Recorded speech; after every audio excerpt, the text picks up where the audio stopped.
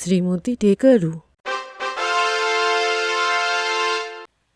শ্রীমতি টেকারুর ক্লাসে ওয়েলকাম। আজকে আমাদের স্ক্র্যাচ লার্নিংয়ের 5th ডে। তো আস্তে আস্তে অনেক কিছু শিখছি। তোমরা প্র্যাকটিস করছো কিনা জানিও, আমাকে কমেন্ট করো। আর কেমন লাগছে স্ক্র্যাচ করতে বা আমার ভিডিও দেখতে অবশ্যই কমেন্ট করে জানিও। তো আজকে আমরা যে জিনিসটা শিখবো সেটার নাম হলো কস্টিউম। তো তাড়াতাড়ি স্ক্র্যাচটা ওপেন করে ফেলি।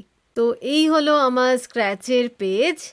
এখনও আমি ক্রিয়েটে ঢুকিনি, তো আমি জাস্ট লগ ইন করেছি আর এবার যাচ্ছি ক্রিয়েটে। ক্লিক করছি ক্রিয়েটে।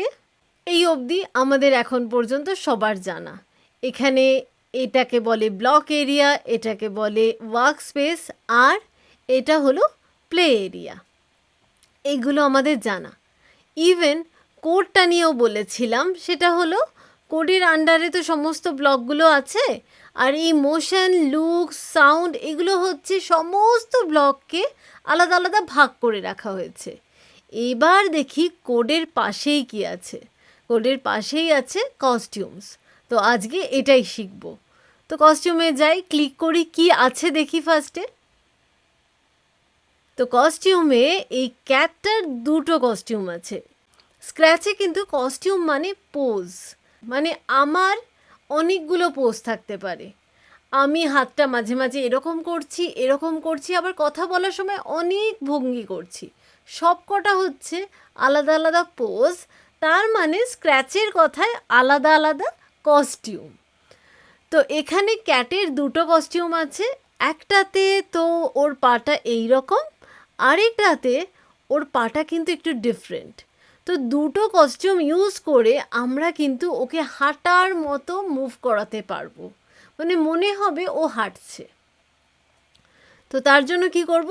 হ্যাঁ, কোড করতে গেলে আমাদের কোডে যেতেই হবে। শুধু কস্টিউমে গিয়ে আমরা বুঝে নেব, আমরা শিখে নেব। কখনো বা আমরা কস্টিউমটা নিজেরা ডিজাইন করব। এখানে সমস্ত ডিজাইন টুলও আছে। আপাতত আমাদের লাগছে না, আমরা এই ক্যাটের দুটো যে কস্টিউম আছে ওগুলো নিয়েই কোডিং এরিয়াতে গিয়ে কাজ করব। তবে দেখে নিই কস্টিউমগুলোর নাম কি কি। খুব ইজি নাম, কস্টিউম 1 আর কস্টিউম 2। তো সব ক্ষেত্রে এত ইজি নাম আমরা পাবো না। পরে যখন অন্য স্প্রাইটগুলো ইউজ করব, হয়তো ডিফারেন্ট টাইপ অফ নেম থাকতে পারে, সেক্ষেত্রে আমাদের একটু মনে রাখতে হতে পারে। এমনকি নাম্বার অফ কস্টিউমও মোর দ্যান 2 থাকতে পারে। এখানে জাস্ট 2 আছে। তো আমাদের শুরু করব যখন, আস্তে আস্তে শুরু করাটাই বেটার। তো এবার যাচ্ছি কোডে। অফকোর্স আমাদের স্টার্ট করতে হবে ইভেন্টে গিয়ে ওয়েন ফ্ল্যাগ ক্লিক দিয়ে। এরপরে আমরা অ্যাকচুয়ালি মুভ করব জাস্ট 10 স্টেপস। ওকে, এবার 10 স্টেপস মুভ করলাম। 10 স্টেপস মানে কিন্তু খুবই ছোট হয়, আমরা এর আগে দেখেছি। এখন আরেকবার দেখিয়ে দিচ্ছি 10 স্টেপস মোটামুটি কতটা। গ্রিন ফ্ল্যাগ ক্লিক করলে দেখতে পাচ্ছি এই এতটা। এটাকে অ্যাকচুয়ালি আমরা 1 স্টেপস ধরতে পারি। তো মুভের 10 স্টেপস হলো আমাদের 1 স্টেপ। তো ফার্স্টেই মুভ 10 স্টেপ করছে, মানে একটা করে স্টেপ যাচ্ছে, তারপরে ওর কস্টিউম চেঞ্জ করছে, মানে পোজ চেঞ্জ করছে। অফকোর্স তাই হবে, তাই না? আমরা যখন হাঁটি একটা স্টেপ দিই, তারপরে আমরা পোজটা চেঞ্জ করি, তারপরে আবার আরেকটা পা দিলাম, তারপরে আবার পোজটা চেঞ্জ হলো, তারপরে আরেকটা পা দিলাম, এইভাবে এগোতে থাকে। তো সেরকমই আমরা এখানে এই ক্যাটের যে দুটো পোজ আছে সেই পোজ দুটোকে ইউজ করব। তো এবার আমরা ওর কস্টিউমটাকে চেঞ্জ করব, মানে ওর পোজটাকে চেঞ্জ করব। ও অলরেডি আছে কস্টিউম 2তে। এই ফোল্ড করা লেগগুলো কিন্তু কস্টিউম 2তে ছিল, তার জন্য একবার গিয়ে দেখে নিতে পারি কনফার্ম হওয়ার জন্য।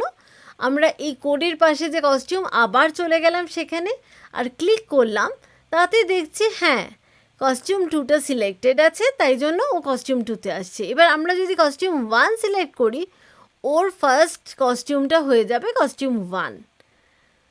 তো এবার আবার আমরা কোডে চলে যাচ্ছি আর ও কস্টিউম 1-এ আছে।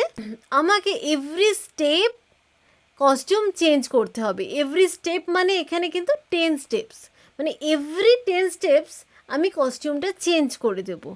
তাহলে চেঞ্জ করার জন্য আমরা কি করব?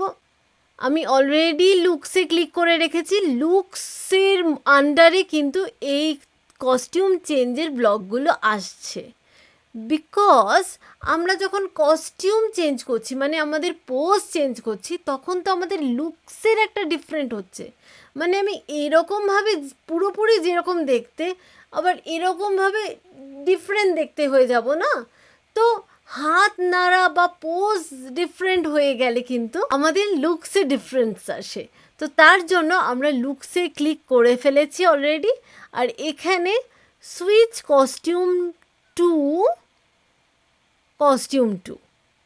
এই অপশানটা আছে, এটা নিয়ে নিলাম। তো তাতে দেখি কি হচ্ছে, ফ্ল্যাগ ক্লিক করলে ও একটা স্টেপ যাচ্ছে আর কস্টিউমটাকে চেঞ্জ করছে, তারপরে দাঁড়িয়ে পড়ছে। এরপরে আমরা কি করতে পারি, আবার মোশনে গিয়ে মুভ 10 স্টেপ নিতে পারি, কারণ ওকে তো আস্তে আস্তে হাঁটা শেখাতে হবে। এবার আরেকটা স্টেপ যেতে বলছি, আরেকটা স্টেপ গিয়ে ও আবার সুইচ কস্টিউম করতে পারে। তো আবার সুইচ কস্টিউম করার জন্য ওকে আবার লুকসে যেতে হবে। সেখানে অবশ্যই আমরা জানি সুইচ কস্টিউম অপশানটা আছে, আমরা অলরেডি আগে ইউজ করেছি, তো সেটাকে ড্র্যাগ অ্যান্ড ড্রপ করে নেব। এবার সুইচ কস্টিউম টু যে সেকেন্ডটা আছে এটাকে কিন্তু আমাদের কস্টিউম 1 করে দিতে হবে। কেন? কারণ ফার্স্টে ও কস্টিউম 2তে এলো, কস্টিউম 2তে গিয়ে তারপরে কিসে হবে, আবার তো আমাকে কস্টিউমটা চেঞ্জ করতে হবে, তাই না? তো তাই জন্য ফার্স্টে কস্টিউম 1-এ আমরা ছিলাম, সেখানে যখন সুইচ কস্টিউম 2 বলছি ও কস্টিউম 2তে চলে যাচ্ছে।